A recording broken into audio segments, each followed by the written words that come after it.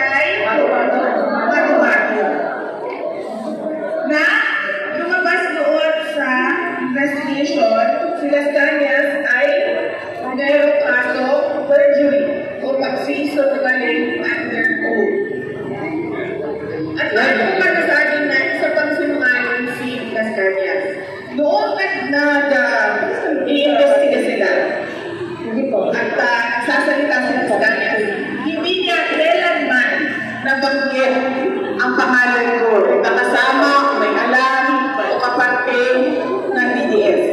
Pero, maalala ninyo, noong 2022, nanalo ako vice presidente. Anong sabi ni Las Cañas? Kasalo na yan si Inday Sara Duterte sa DDS.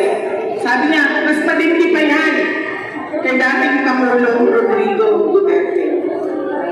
So nakikita ninyo, na ayaw nila na merong Duterte na umuupo bilang presidente o bilang vice presidente.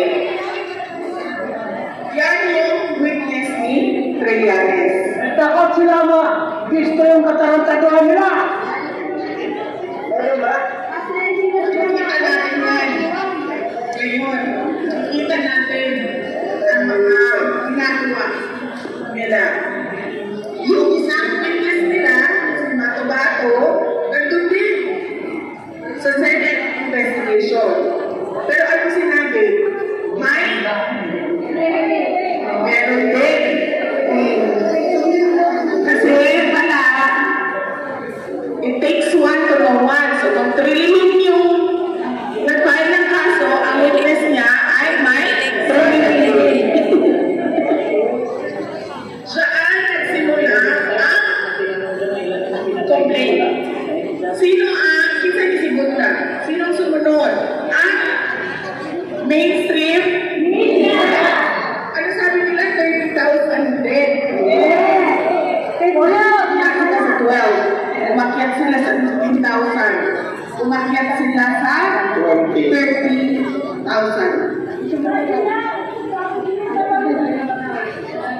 Lahat ng mga namatay DDS. Pero kung hindi mo sa kanila ang listahan, walang listahan ng 30,000. At anong lumabas sa charges nila? 43 counts of murder. Kaduda-duda kayo, ibang sinasabi biktima. Dahil hindi masabi, totoo naman na sila ay biktima ng EJK. Alam ng ICC na ganyan ang estado ng kaso. Pero pinilit pa rin nila kunin si dating Pangulong Rodrigo Duterte. Hindi na nila nakuha yun eh. Pero ang nangyari, pinigay siya ng administrasyon ni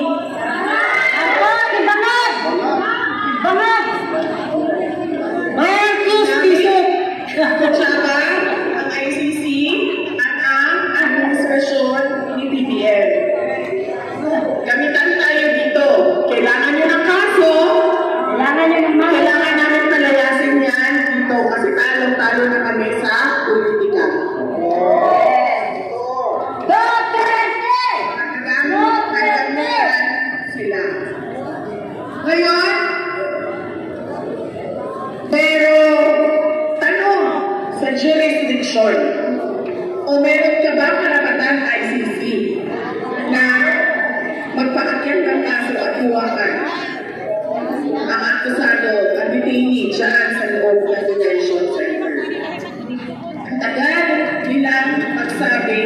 na wala kaming jurisdiction. Kasi iisip pa nila paano nila gagawin na sasabihin na meron silang jurisdiction.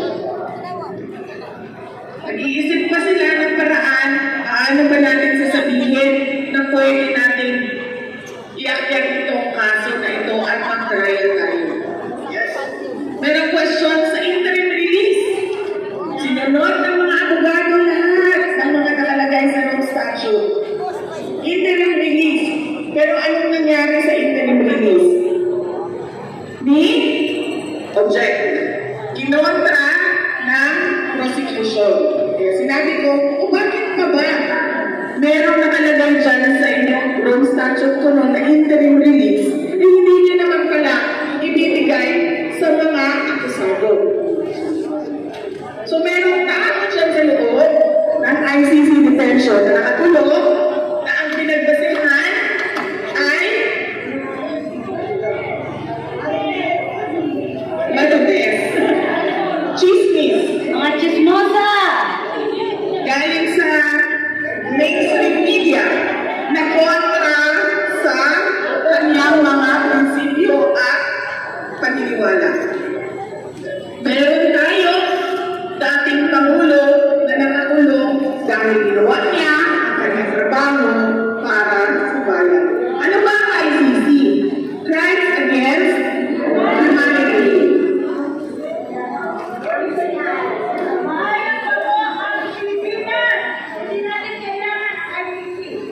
Totoo yan. Nakikialam ang ICC sa ginagawa natin para sa bayan natin.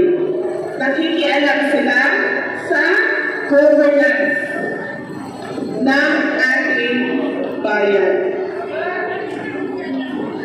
Nakikialam sila ma'am dahil meron sila some sort of una-una agenda at kailangan nila panindigan yung suporta na pera na ibinibigay ng iba't ibang mga bansa para sa kanila at meron silang ina-apply na global order para sa lahat.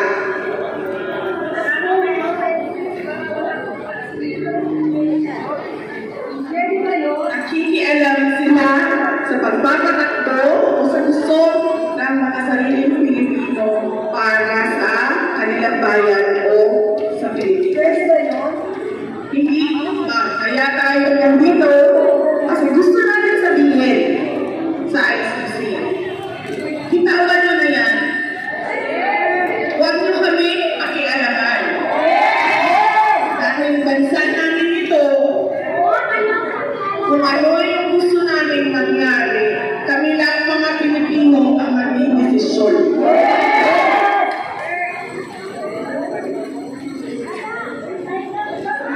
Mga Grisay! Yes, ma'am. May collusion. Pinag-isahan ka na ng ICC. Kailangan namin ng kaso. Alam niyo ba, isa na lang ang kaso sa loob ng ICC. Ang kaso na lang ni dating Pangulong Rodrigo. Kaya hawak-hawak. Pigil-pigil sila.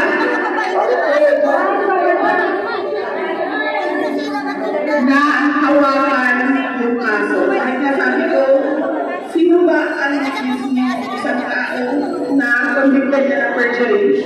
At isang tao